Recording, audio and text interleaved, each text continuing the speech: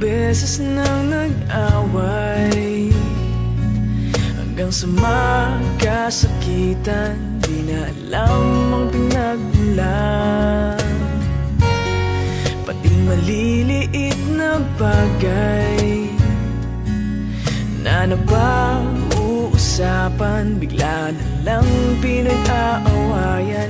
Ngunit kahit na ganito,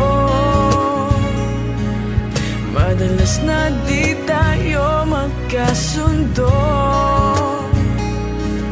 Ikaw lang ang gusto kong makapiling sa buong buhay ko.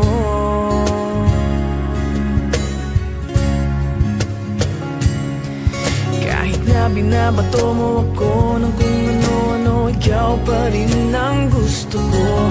Kahit na sinasampal mo ako at sinisipat na susugatan mo,